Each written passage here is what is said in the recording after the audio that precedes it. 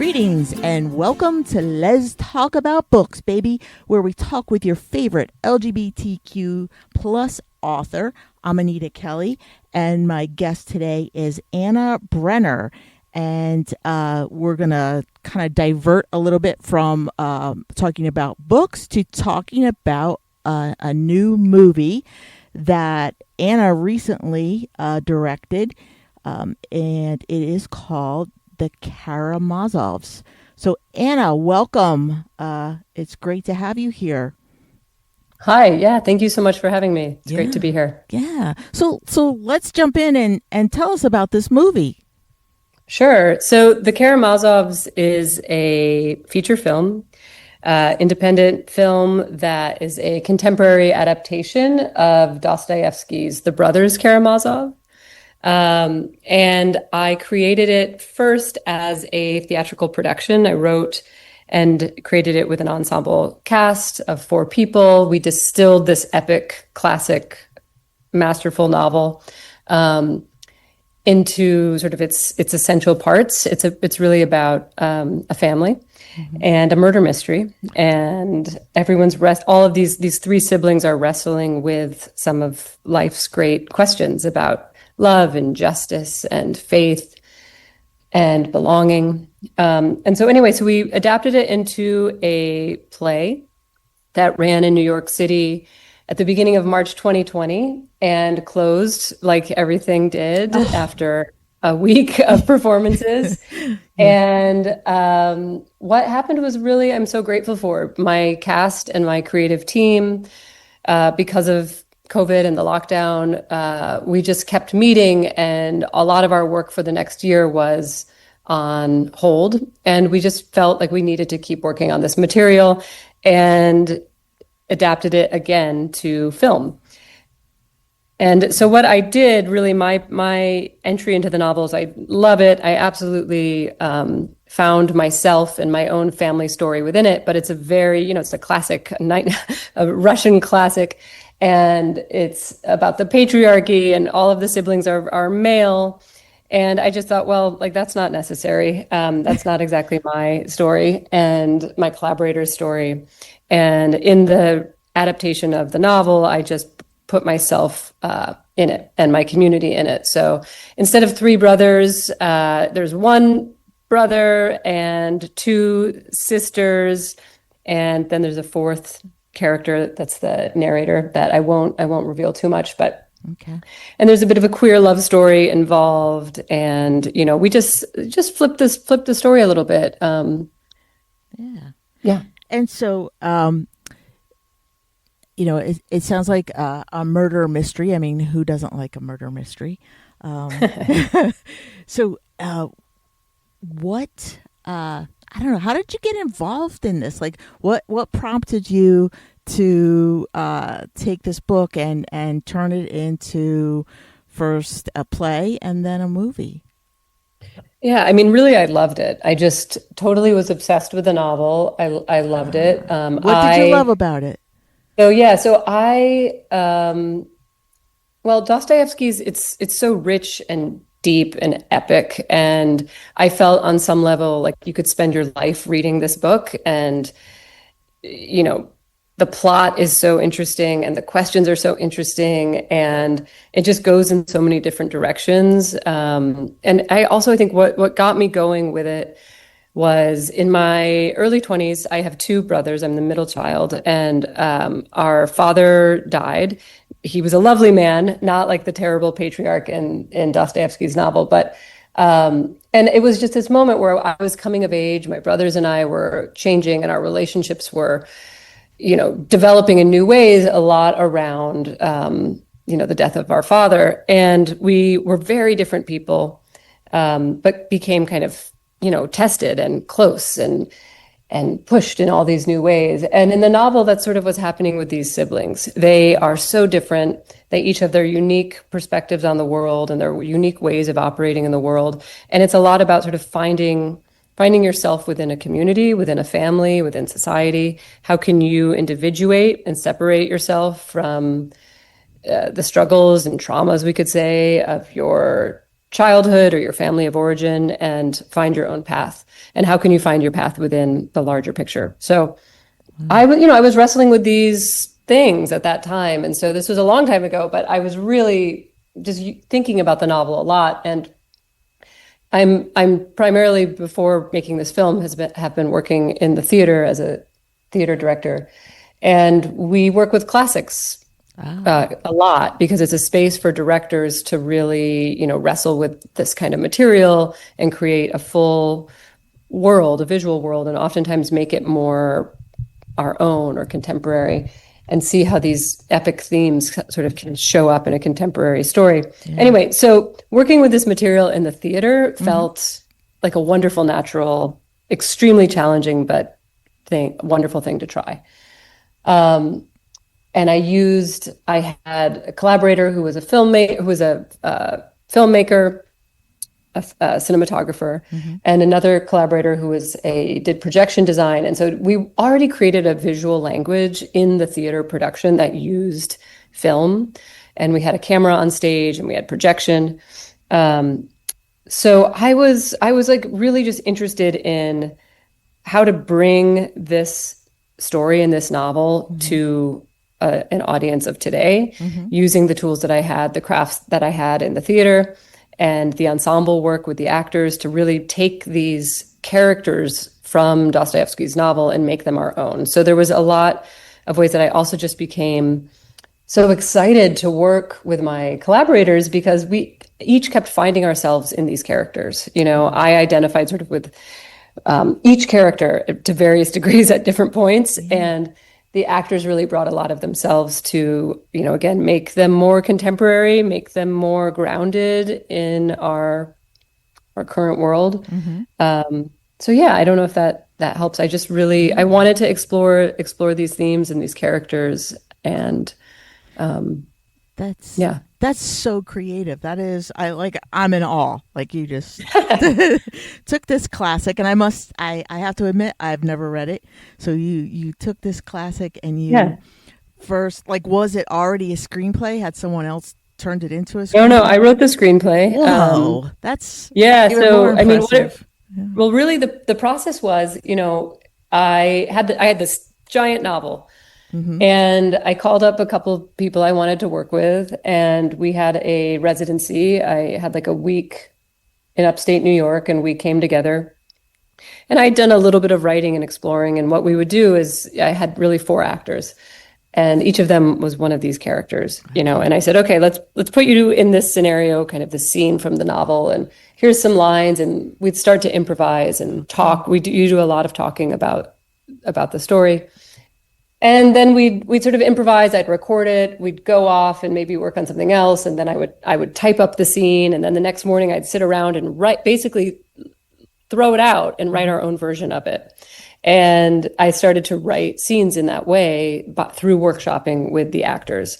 So I developed a lot of material in that week, and then went off on my own and wrote the script that had to have other pieces involved that maybe we hadn't workshopped, and other things that just involved me as a writer alone in a room. And then in the theater, there's a lot of movement. And so we created sort of sequences that involved movement and dance and other visual elements to fill in, the way that in a novel you get into someone's head. So I'm trying to think, how can I translate what is so rich and deep on the page and is so evocative to a 3-dimensional visual world. And the camera is a wonderful tool in that way, to really just get close, to look at a person's face and into their eyes, and you get a sense, oh, this is what they're thinking, this is what they're feeling, this is how they're responding to this event that just happened. It just became so exciting. So we created the play, and then, it had to be totally rewritten and adapted again, a total revision to then make it into the movie, which I did. I did bring in another producer and co-writer who helped me work on that translation from theater to film. So that's how we did it. That's awesome. Well, what do you think was the most difficult aspect of making this film?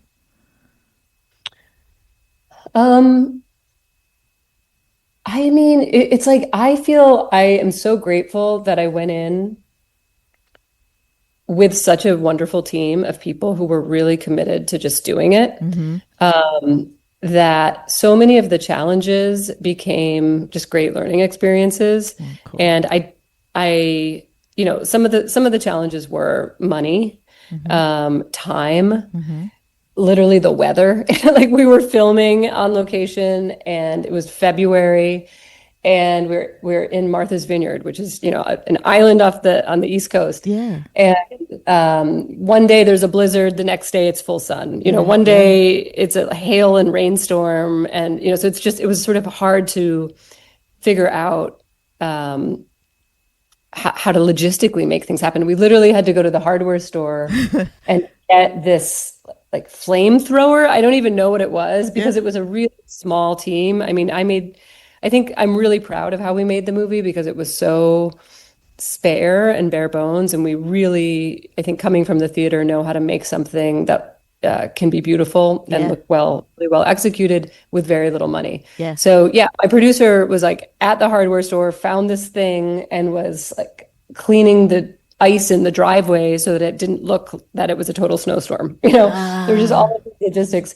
And I had so much to learn. I mean, I didn't really know how to make a film, but Mm-hmm. I surrounded myself with wonderful collaborators and I didn't have someone over my shoulder telling me what it had to be. So I was able to really work with my editor, work with my other collaborators to craft it into the story that we wanted it to be.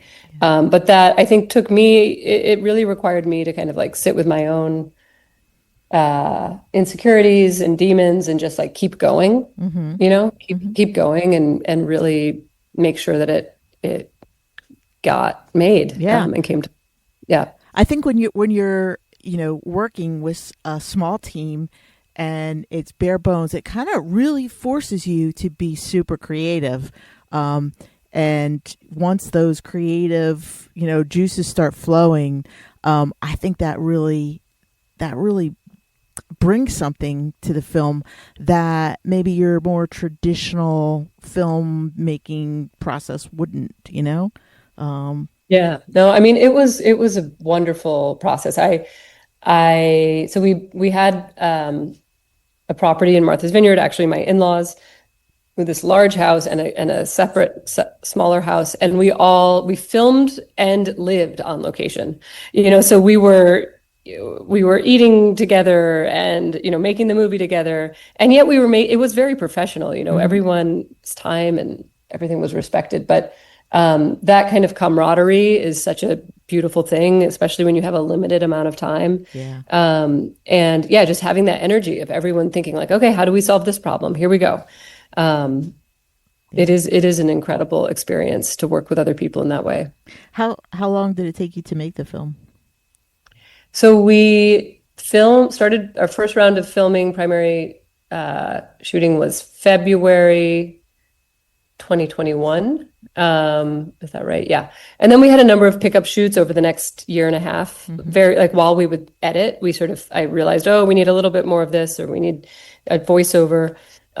So it took, so it's now just been released this June. It had a year in film festivals before that. Okay. So it took what? I can't even add up the time, like about 2 years to finish it, and then another time, to have it just make its way to distribution. Okay. And how was it received at the film festivals? So it's been great. I mean, it was such a joy to be at these festivals. I, it's so fun to share it with audiences. And I think there were some audiences who just had the most amazing questions who were either, some of them were really big into Dostoevsky. Some of them came from the theater. Some of them just were interested in art house independent film. And so we were getting a lot of great conversation came out of it. Mm. And, we won an audience award. We got a writing award, a directing award. My editor and one of the actors were nominated for various things. So, it was just really great to see it getting that kind of love. Yeah. Oh, that's so awesome. I'm so glad to hear Yeah. that. Yeah, it's a work of love, getting love. Yeah. Oh, So totally. yeah. So how and where can our listeners see the movie? So it is streaming on a lot of different platforms, Amazon, Prime, Apple, a number of others, Fandango, things like that. Okay, great. I had no idea that it was streaming. That's great. Those are like some pretty mainstream streaming platforms. Karamazovs, and there's a lot of, links to things, Yeah. a little bit more about it in those Okay. places. Okay. Great. It's streaming. Yep, it's out there. It's out there. And Excellent. yeah, I'm trying to think of other spaces. Those are the main ones. Okay. Awesome. Great. Yeah. I'm looking forward to seeing it. Um, yeah. I think I'm going to set up the screen outside with the projector and watch it out in the yard. Oh, cool. Where Yeah. are you? I'm in Pennsylvania. Oh, nice. Yeah. Yeah. We Where are did you? have a screening in Allentown, which No was way. really That's lovely. where I'm from. I mean, that's where I What? am. Yeah. Where? Oh, that's too bad. It was at this new festival there called, I think, the Allentown. Oh, yeah. That was like At a the year and a Civic half ago. Theater. Yes, it was really sweet, and Oh, it was one of those screenings where I thought, what are people thinking? I don't know. Are they into it? It's kind of I'm not sure. And it again ended up being great conversations. People, it was just really lovely. It was a great festival. Wonderful people. oh, Yeah. wonderful. I love Um, William, the director there. Um, oh, cool. Yeah. yeah, he's Yeah, awesome. that's great. Yeah. Yeah, well, it's a very wintry movie, so it's fun to think of it being played like outside in the summer. Yeah. That's Especially with the warm weather we're having. so exactly. so Anna, where are you? Are you in on the West Coast? So no, I live in Brooklyn, New York. Ah, Right okay. now, I happen to be upstate, Okay. but yeah, I live in Brooklyn. All right, great. My nephew lives in Brooklyn. Don't ask me where. And we were just up in the Catskills last weekend, so that was fun. So, are you currently working on any projects right now?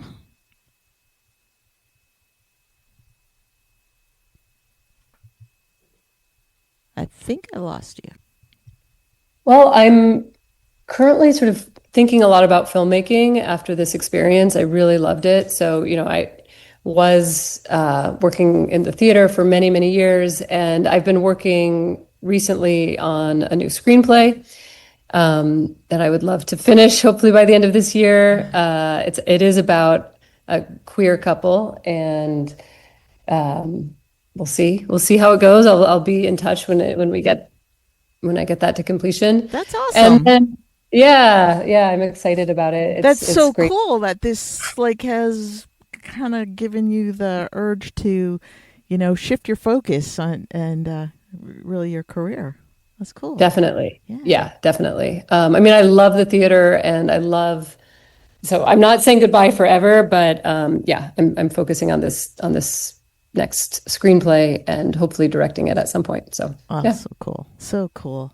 So, how do like screenplays or novels come to your attention? Do people send them in and say, "Hey, check this out," or like, do your friends bring it up and say, "Hey, I just read the best book. It would be a great movie."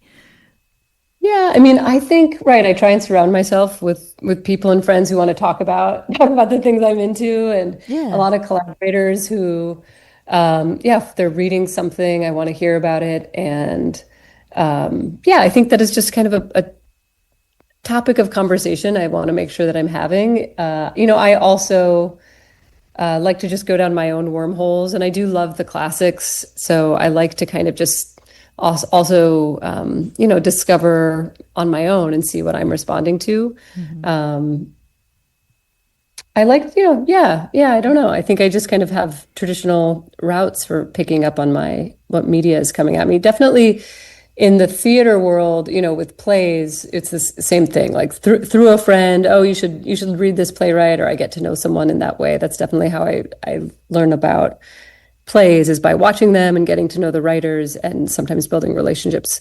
Filmmakers, it's also, yeah, watching movies, Hmm. seeing what's out there, going to festivals, um, just talking to people to see what might resonate with me is part of it. Yeah, that's so cool. That's so great. Yeah. So, as you move in this direction and have a newfound love of filmmaking and directing, I'm assuming, what do you like about it? What's your favorite aspect of that? I mean, it's a really powerful medium, I think, to be able to bring all these elements of ways of working, to get to work visually, to get to work on text, and create a whole world, creating a whole world, and also then working in collaboration with actors, with editors, with sound designers. I love getting to explore that whole range of things. It's really fulfilling. It's always changing. It can be, especially in the writing process, it can be very solitary, and it's great to then have that shift into the act of production, which is really intense, just 10-hour days long, it's exhausting. And I love that. Yeah. And then I love to be able to sit back and have the reflection time in the edit. So I love how full it can be and what it can feel like to then have something that's recorded that you can watch, that can be saved. I loved theater and how it's ephemeral and it is so much about the present moment. And there's also something about film that I really appreciate, that, I can watch it years later, right, and see how it's changed. Yeah. Yeah. It's amazing. And books are like that too. I was just reading a book. It was an older book, and they were using a flip phone. And I was like, oh boy, that's dated. No, we have a scene where this character named Viv is talking to her love interest, who happens to be a former love interest of her brother. So there's a little love triangle there and some stress in the family. Oh, fun. And she's talking on an iPhone. And I thought, oh man, we're going to 10 years from now, what's it going to look like? But yeah, no, technology really can date us. Yeah, it totally can. I don't know. Are you familiar with this movie called Mother? Yes, the Aronofsky. Yeah, that is so good, and they're using these huge portable phones. It's hysterical, Gosh. it's great. But that's great. Yeah, so people will look back with fond memories on iPhones, I hope.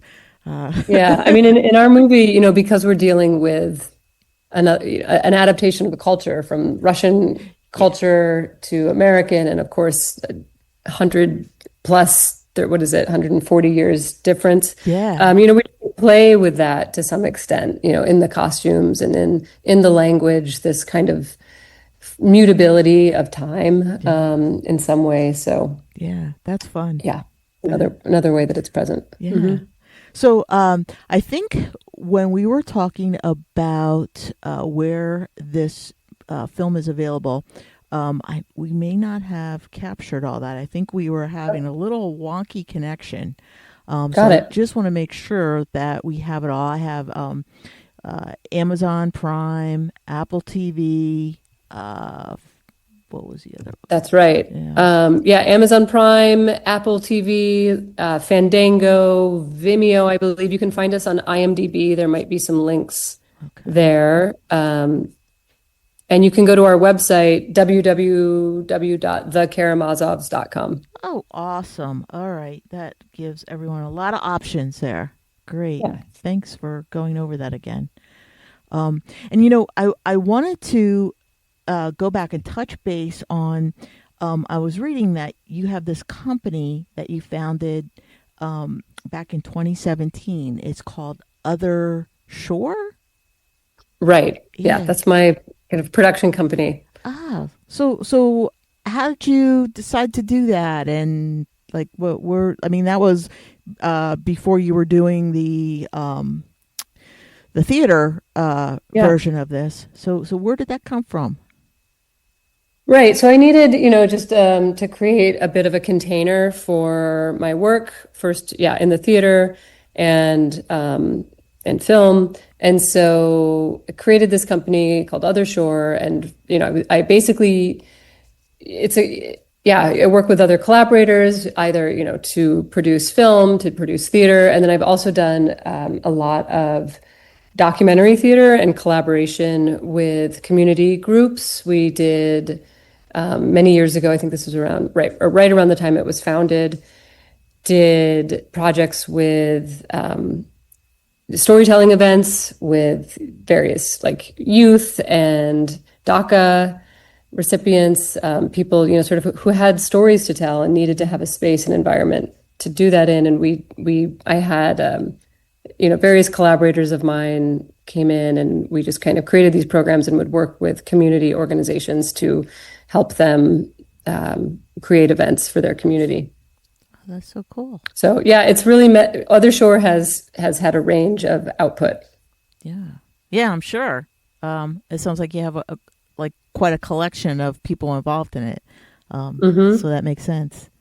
So Anna, how like when you write a novel, most folks have like a beta reader or a few beta readers who, maybe read it as you're writing it, or maybe you give them the rough draft and ask them to, read it, give you some feedback. Did you have something similar to beta readers when you were making the film?